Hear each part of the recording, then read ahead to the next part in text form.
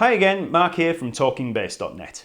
This is the second of 3 videos on the topic of intervals. Now, last video we covered the basic intervals derived from the major scale, that's the major and perfect intervals. In this lesson we'll be focusing on all the remaining intervals. Now, before we begin, I'll just let you know that I'm assuming a knowledge of the major and perfect intervals. So if you have any problems, just check out the first part of this lesson that I've linked in the comments below. So first, let's take a look at the minor intervals. These are really easy to get your head around once we've learned the major intervals because we simply flatten the top note of the interval. So let's take a major third there, starting on the C, third fret of the A string. That's C to E. If we take the E down a semitone to E flat, that gives us this C to E flat pattern. That's a minor third. So C to E is a major third, C to E flat is a minor third. Now this principle applies to all other major intervals. So C to D is a major second, C to D flat is a minor second, C to A is a major sixth, C to A flat is a minor sixth, C to B is a major seventh, C to B flat is a minor seventh. So really straightforward, take a major interval, drop the top note down a semitone, minor interval. Now, just as minor intervals are variations on the major intervals, augmented and diminished intervals are variations on the perfect intervals in general. You'll remember the perfect fourth and perfect intervals from the first lesson. So if we take a perfect fifth starting on a C, C to G, and we take the G upper semitone to G sharp, so we have C to G sharp, that's an augmented fifth. If we take the same perfect fifth C to G and drop the top note G down to a G flat, we have a diminished fifth. So C to G flat is a diminished fifth. So think diminished drops down a semitone, augmented raises a semitone. So diminished is to make smaller, augmented is to inflate and make the interval larger. This same principle applies to the perfect fourth. So C to F is a perfect fourth, C to F sharp is an augmented fourth, and C to F flat is a diminished fourth. Now, you may be thinking, F flat? I've never seen an F flat before. There's no such thing. That's an E. Well, that's not strictly true. And this brings us to an important part of music theory called enharmonic equivalency. Now, I know that sounds really complicated, but don't worry, it's a really simple concept. And it's just a label to describe that two different notes can describe the same pitch. Now, on a very basic and common level, every sharp note is the same as another flat note. So if we look at the fourth fret on the A string and try to give that a name, we could call it either C sharp because it's a semitone above C, or we could call it D flat because it's a semitone below D. So C sharp and D flat are the same pitch when we hear them, but only the note description is different. So C sharp and D flat are enharmonic equivalents.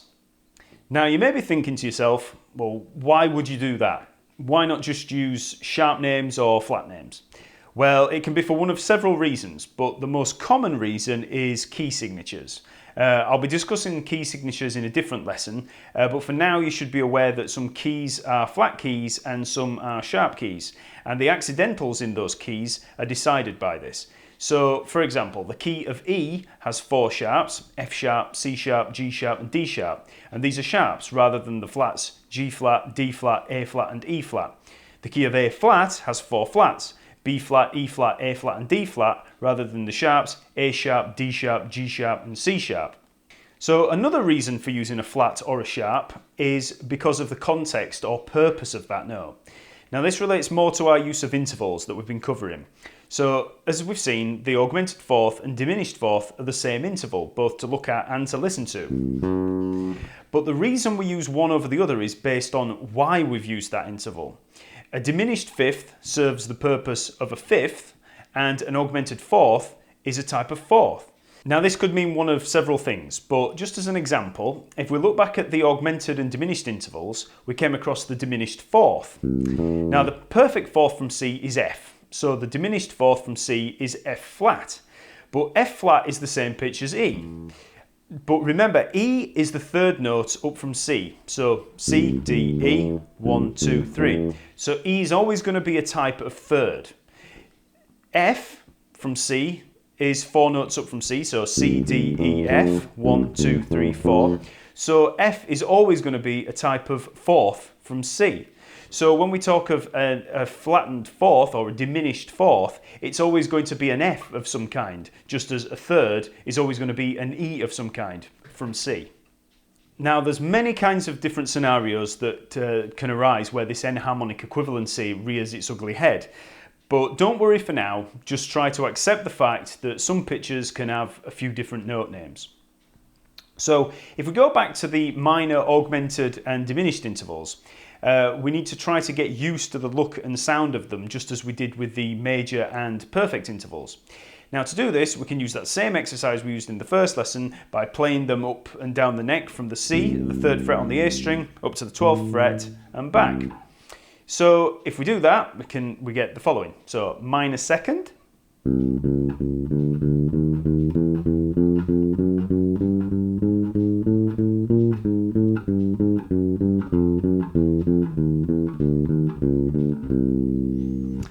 a minor third,